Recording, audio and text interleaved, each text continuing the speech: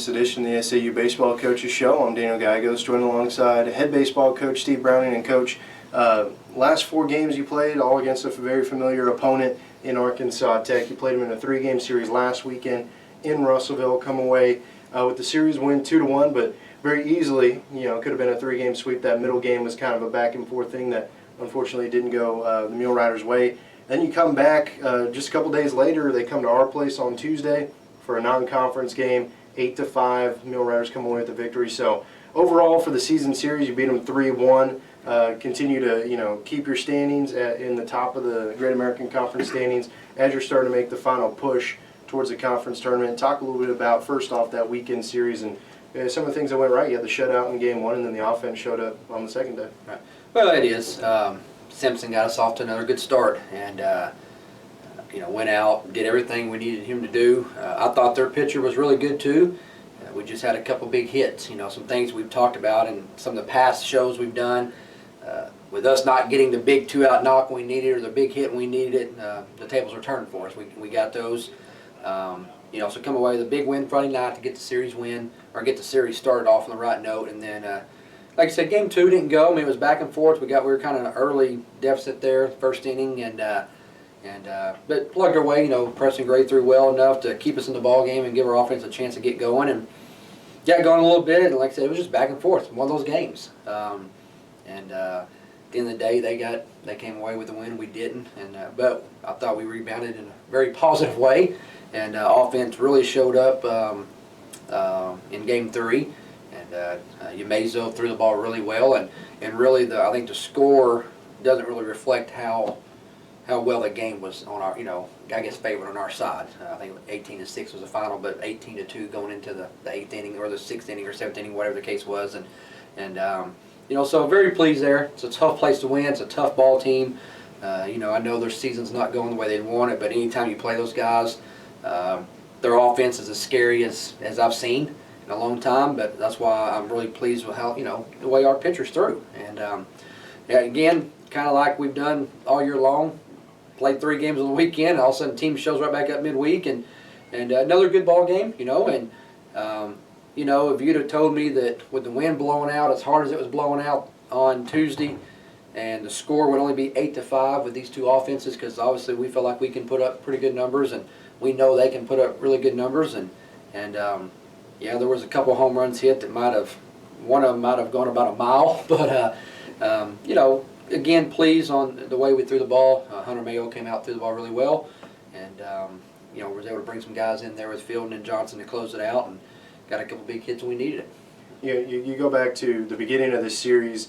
Talked about Simpson's shutout. Really, what makes that shutout more impressive, if there's a way to do it, if you look at Tech's numbers coming in, the 12 games prior, they were averaging close to 10 runs per game against that offense you were talking about.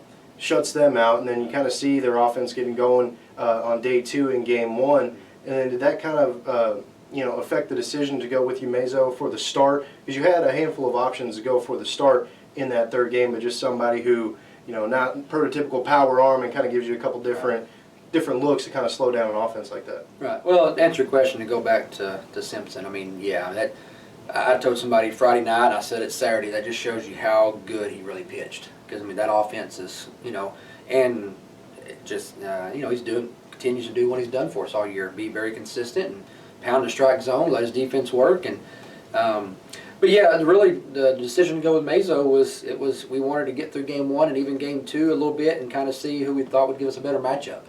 And because we did, we could have went with Umezo, we could have went with Colton Stroller, we could have went with Mayo. there's some options we had there. We just kind of felt like by seeing them 2 games, some of the swings they were getting off, their approach they were having, that if Umezo was on, that he could give them fits, and he was on. Luckily for us, so that was kind of what we based our decision on there.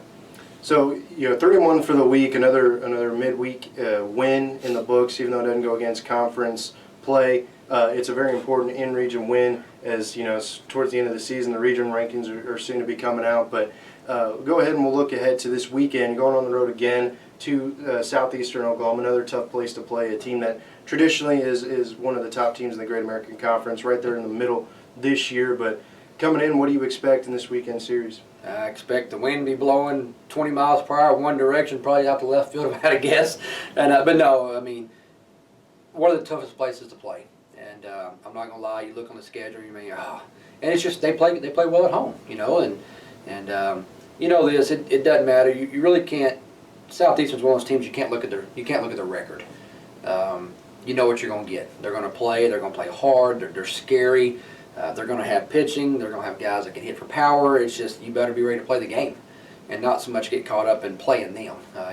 We just got to go in there and do what we're capable of doing, play to our strengths, and see what happens. But like you said, every game is important, and I know that we say that a lot, but really this time of year it magnifies each game with the regional implications on the line and stuff like that. I feel like we've made a strong push here over the last couple of weeks to start putting our name, in that mix. Obviously I'm smart enough to know we're not at the top of that mix, but I think we put ourselves in a situation where we can start, where we can still be considered to be in the, to give ourselves a chance to be in the mix there at the end. That's all you can ask for. Ultimately it's go win the conference tournament. You're going, but over these next, couple of weeks we need to just continue to strengthen our schedule and pick up some wins that will just help us and, like I said, at the end of the year, put us in a chance to hopefully go to regional no matter what happens in the conference tournament. We talked we've talked a lot about pitching throughout the last couple of shows, but really one of the bats that has been standing out over the last couple of weeks has been the bat of Billy Germain.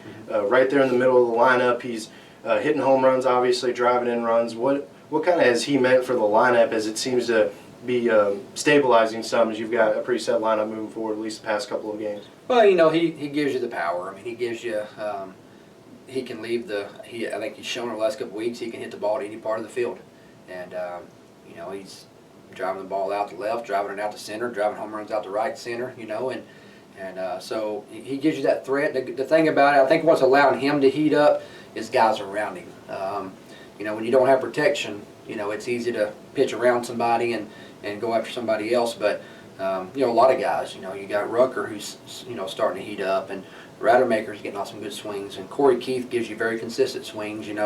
Harvey and Phillips at the top of the lineup are tough out. So I mean, there's a lot of guys. Buchanan is. You look at Justin Buchanan's numbers, and they don't reflect how hard he's hitting the ball. He got off to a slow start, but I mean, he's just hitting the ball all over the place hard. Sometimes right at guys, that's part of it. But a guy like Reichstein who's starting to heat up a little bit, and you got Quinn and Townsend. So I feel like we're getting to a place where pretty much we have our lineup, and that's what we're going to run with probably, and consistency. But I like the direction we're heading in. We appreciate it very much for your time again. That's head baseball coach Steve Browning. He and his Mule Riders are traveling to Durant, Oklahoma to take on Southeastern Oklahoma in a 3-game Great American Conference Series this weekend. Got a single game scheduled this Friday at 2 p.m. The doubleheader scheduled for Saturday at 1 p.m. Be sure to check MuleRiderAthletics.com for all your live links as the Mule Riders are on the road, and you can stay up to date with them throughout the weekend. Coach, best of luck. Thanks.